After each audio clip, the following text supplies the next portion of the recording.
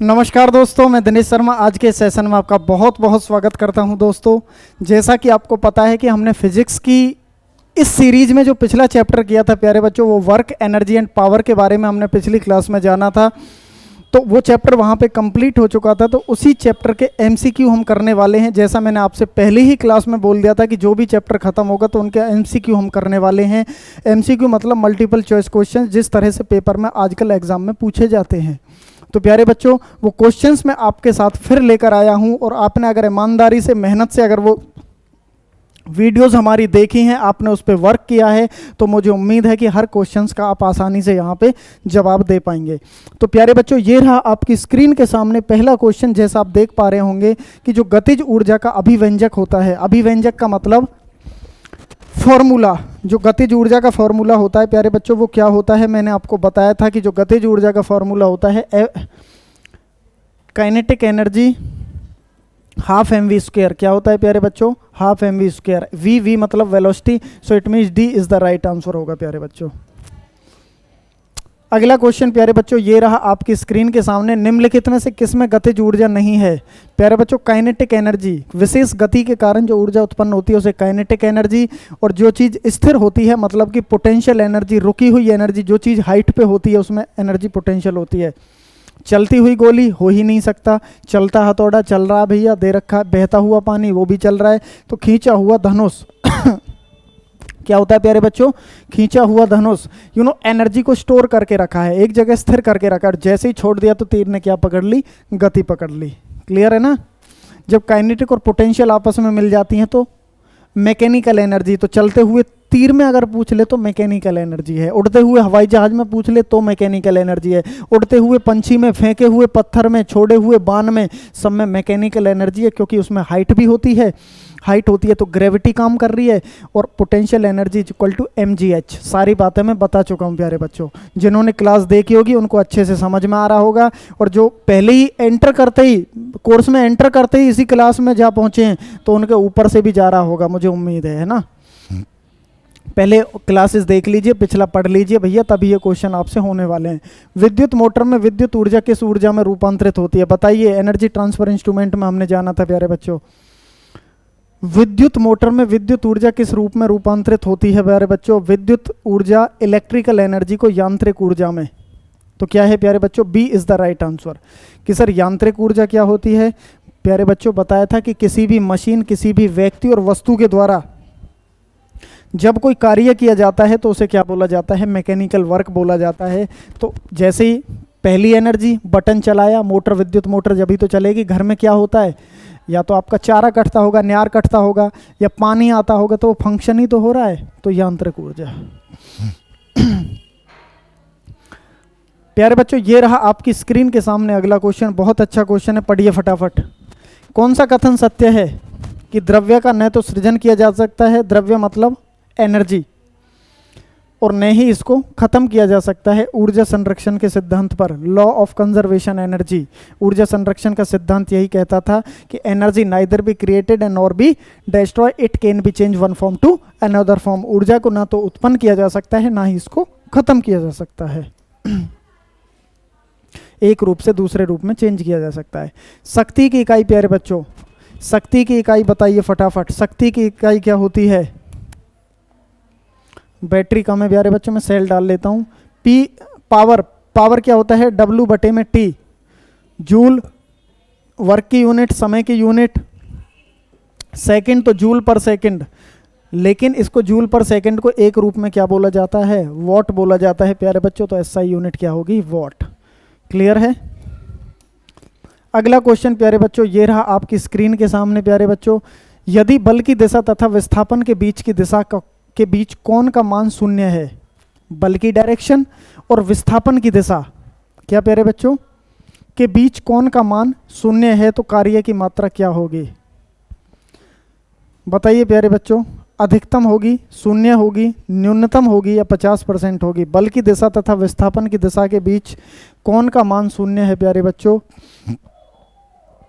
तो बल कैसा होगा? कार्य कैसा होगा? अधिकतम होगा प्यारे बच्चों। वही दिशा है जब शून्य है तो। अगला क्वेश्चन, एक अश्व शक्ति कितने के बराबर होती है प्यारे बच्चों? बताइए फटाफट। बताइए फटाफट प्यारे बच्चों। 746 वॉट, 879, 545, 1000 वॉट। बताइए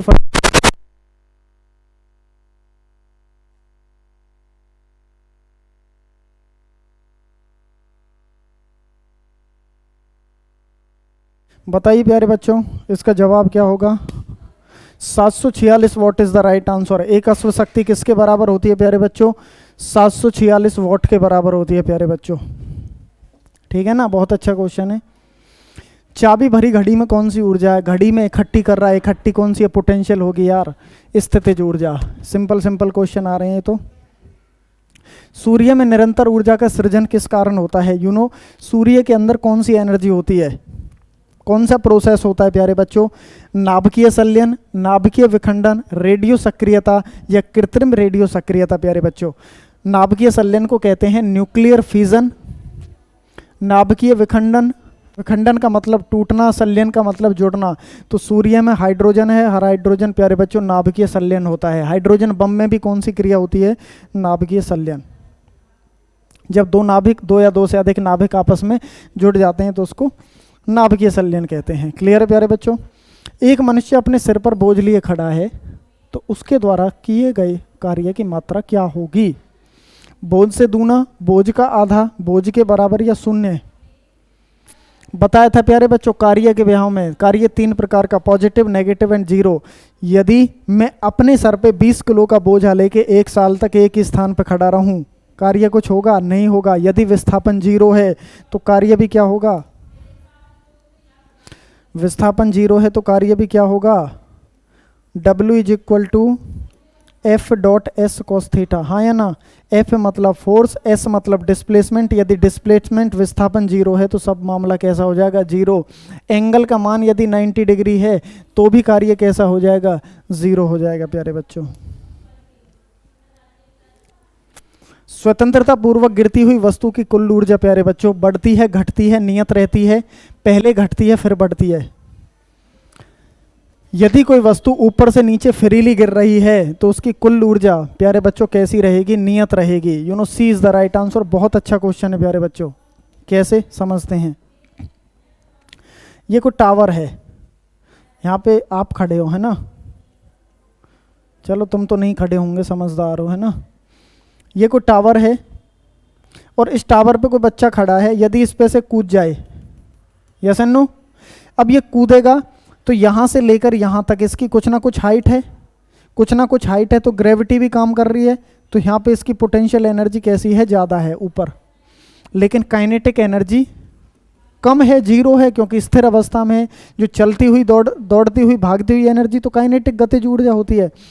जैसे ही ऊपर से कूदा तो हाइट कम होना शुरू होगी, नीचे तक हाइट कम होना शुरू होगी, लेकिन काइनेटिक एनर्जी बढ़ना शुरू होगी क्योंकि कूद रहा भैया। जैसे जैसे नीचे आएगा काइनेटिक एनर्जी बढ़ती जाएगी और पोटेंशियल एनर्जी कम होती जाएगी, हाइट कम होती जाएगी। एक स्टेज ऐसी आएगी कि जब धरती के वो टच होने को होगा, धरती से गिरने को होगा, तो उस समय उसकी काइनेटिक एनर्जी बहुत अधिक रहेगी और पोटेंशियल एनर्जी बहुत कम रहेगी। जैसे जैसे काइनेटिक बढ़ रही है ऐसे ऐसे पोटेंशियल घट रही है। तो मतलब उसकी जो एनर्जी है वो कैसी रहेगी? एक घट रही है तो एक बढ़ रही है, एक बढ़ रही है तो एक घट रही है, तो इसका मतलब कांस्टेंट रहेगी, नियत रहेगी। यदि किसी वस्तु की चाल आधी कर दी जाए तो गतिज ऊर्जा क्या होगा प्यारे बच्चों? गतिज ऊर्जा का फॉर्मूला क्या होता है? बहुत आसान है, बताइए प्यारे बच्चों। Half mv²। यदि चाल को कितना कर दें? आधा पूछ रहा है, तो आधा कर देंगे तो प्यारे बच्चों कितना हो जाएगा? 1/4 हो जाएगा। यू नो, 1/4 रह जाएगा। और दोगुना कर दें तो 4 गुना हो जाएगा, आधा कर दें तो 1/4।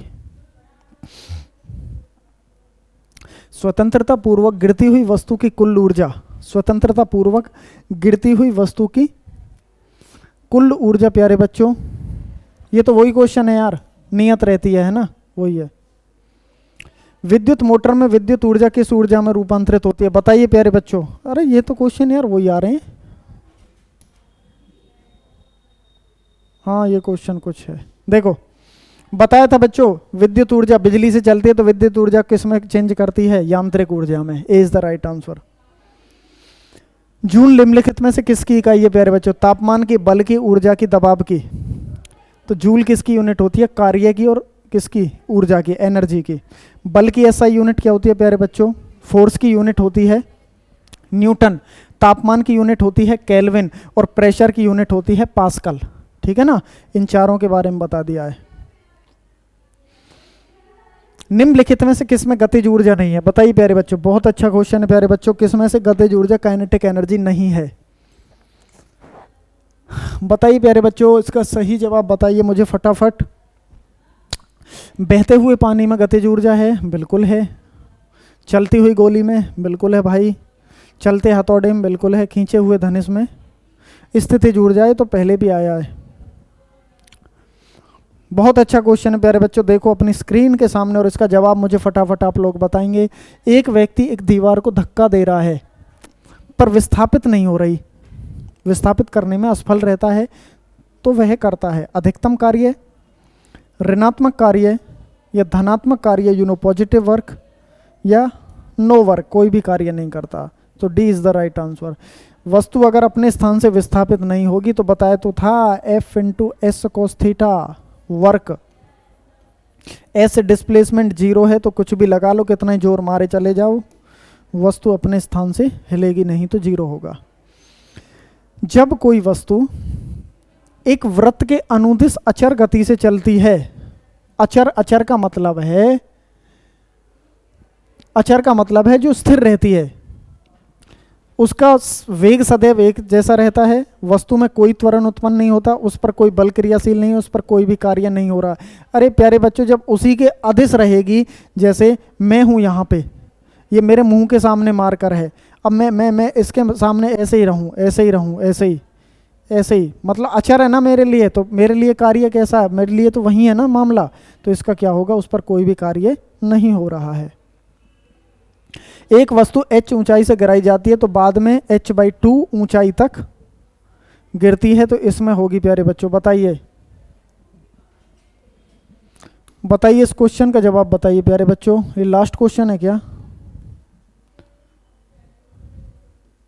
अच्छा और है, बताइए प्यारे बच्चों इसका जवाब बताइए। एक वस्तु h ऊंचाई से गिराई जाती है, बाद में h/2 ऊंचाई तक गिरती है, उसकी आधी ऊंचाई तक गिरती है, तब इसमें केवल स्थितिज ऊर्जा होगी, केवल स्थितिज ऊर्जा, या आधी स्थितिज और आधी गतिज ऊर्जा, अधिक गतिज ऊर्जा होगी, कम स्थितिज ऊर्जा होगी। अरे बताइए यार, इसका अभी तो बताया था, जैसे जैसे नीचे आती रहेगी काइनेटिक एनर्जी बढ़ती रहेगी प्यारे बच्चों, तो अधिक तो गतिज ऊर्जा रहेगी और कम क्या रहेगी? स्थितिज ऊर्जा।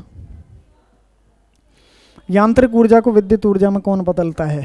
Mechanical energy to electrical energy प्यारे बच्चों। तो डायनेमो है कहीं? देख लो डायनेमो, जिसको जनरेटर कहते हैं प्यारे बच्चों। क्या कहते हैं? जनरेटर। जब शादी ब्याह में जनरेटर किस लिए यूज होता है? लाइट चली जाती है ना, अब खट खट खट खट खट खट चलाते हैं हाथ से, तो मशीन या व्यक्ति के द्वारा कार्य करना क्या कहलाता है? यांत्रिक ऊर्जा। बिजली आ जाती है तो विद्युत ऊर्जा में चेंज कर देता है। प्रैक्टिकल तरीके से पढ़िए, व्यवहारिक तरीके से, है ना। जितना स्ट्रेस लेके पढ़ोगे, जितना दिमाग खराब करोगे, उतने क्वेश्चंस नहीं निकलेंगे, उतना समझ में भी कम आएगा। जितना स्ट्रेस मुक्त होके पढ़ोगे, आराम से बिल्कुल टेंशन फ्री होके पढ़ोगे, प्रेशर मत लो, क्योंकि अगर प्रेशर ले लिया तो फिर प्रेशर आपका कहीं और ही निकलेगा। तो प्यारे बच्चों, आज की क्लास में हमने MCQ के बारे में जाना, बहुत अच्छे MCQ के बारे में हमने आज किया। मुझे उम्मीद है वर्क, एनर्जी और पावर के बारे में हमने जाना। तो अगली क्लास में एक नई चैप्टर के साथ फिर आपसे मुलाकात होगी। तब तक के लिए आपको bye bye, okay, thank you. हमसे जुड़ने के लिए आप सभी बच्चों का तहे दिल से बहुत बहुत प्रेमपूर्वक आभार और शुक्रिया। शुक्रिया क्यों करता हूँ? आपको करना चाहिए मेरा शुक्रिया। मैं आपका इसलिए शुक्रिया करता हूँ क्योंकि प्यारे बच्चों, we are not a competitor. आपसे हम हैं, हमसे आप हैं, तो हम एक दूसरे के पूरक हैं। हम साथ में यूं ही रहकर आपस में आप पढ़ते रहेंगे प्यारे बच्चों, हम यूं ही आगे बढ़ते रहेंगे। तो दोस्तों, आज की क्लास में इतना ही, तो अगली क्लास में फिर आपसे मुलाकात होगी। तब तक के लिए thank you, bye bye, love you all student. अगली क्लास में नया चैप्टर करने वाले हैं। ओके भाई, बाय बाय।